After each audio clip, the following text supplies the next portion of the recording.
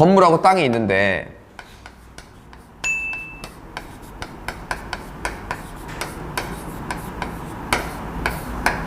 대지권 미등기란 말은 일반적으로 잘 사용하지 않습니다. 왜냐하면 이걸 만약에 단독주택이라고 생각할게요. 그럼 건물에 등기 나오죠. 토지에 등기 나오죠. 근데 왜 토지에 등기가 없대? 미등기래? 이건 말이 안 되는 얘기입니다. 이 대지권 미등기란 얘기는 반드시 집합 건물에만 존재합니다. 집합 건물은 여러분들이 제일 잘 알고 있는 아파트를 얘기하는 겁니다.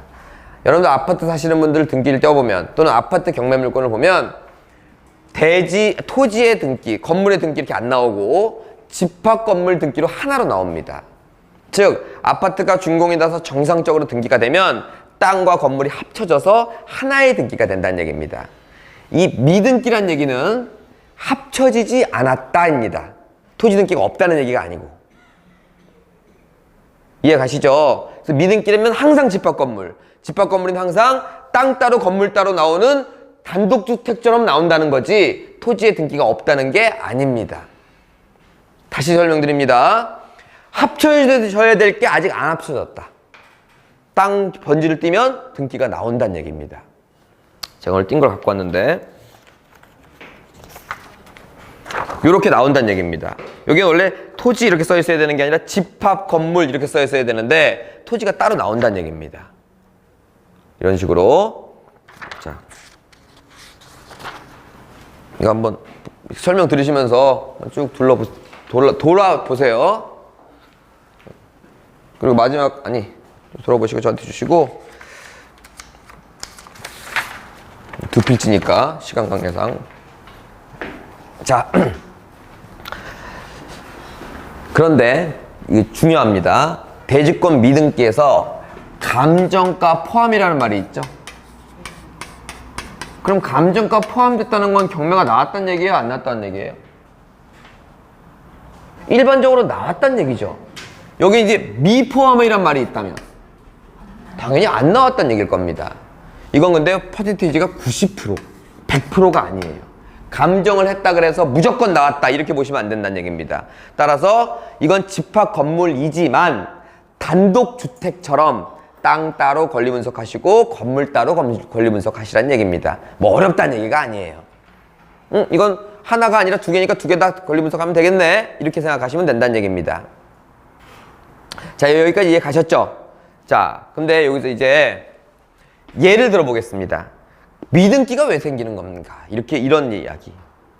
자, 제가 건설회사입니다. GS건설이야. 청가구를 분양하는데요. 청가구를 분양하는데 1,000억을 빌려 썼습니다. 그러면 한 가구당 1억씩 갚기로 했어. 근데 500가구밖에 분양을 못했어. 그럼 나머지 500억 갚아야죠. 못 갚고 있습니다, 지금. 그래서 여러분들 그 미분양 아파트 보면은 뭐 특별 분양, 무이자 어쩌고저쩌고 막 이렇게 현수막 같은 거 보신 적 있을 거예요. 남의 자녀도 빨리 분양하려고 기존 분양가보다 싸거나 아니면 특별한 혜택을 주면서 분양을 많이 하죠. 100% 다 분양이 됐다면 이제 끝날 텐데 제가 500가구를 분양을 못하면 나머지 500가구는 경매가 나오겠죠. 그러면 그거는 토지에 있는 근저당을 100% 해소하지 못했기에 그 등기는 당연히 집합 건물로 붙어지지 않고 따로따로 나오는 미등기 건물이 되는 겁니다. 하지만 땅도 GS고 건물도 GS였고 빌려준 제가 경매 넣을 때는 당연히 땅하고 건물을 같이 넣을 테니까 낙찰받아도 별 문제가 없는 하자 없는 아파트겠죠. 단 대지권은 미등기겠죠.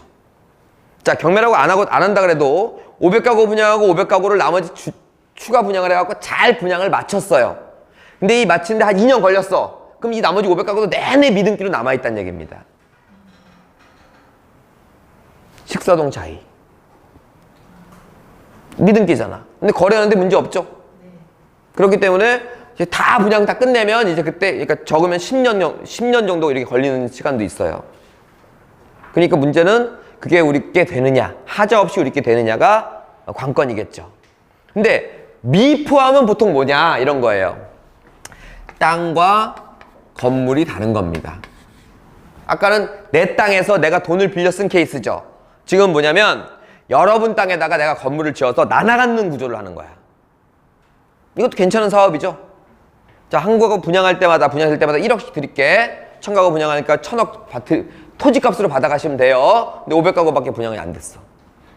그러면 여러분은 근저당권을 잡은 게 아니니까 그냥 500가구, 나머지 500가구에 있어서는 토지 소유주죠. 나는 건물 소유주고. 돈 받으려니까 여러분들 제 건물 경매 넣어야 될 거 아니겠습니까? 경매 넣으면 땅은 당연히 안 나오고 집합 건물에 건물만 나오는 겁니다. 당연히 미등기이고 미포함이니까 건물만 사시는 거죠. 이해 가셨죠? 그래서 대지권 미등기다 라고 하면 이런 사유로 이렇게 됐다라고 생각하시면 된다는 얘기입니다.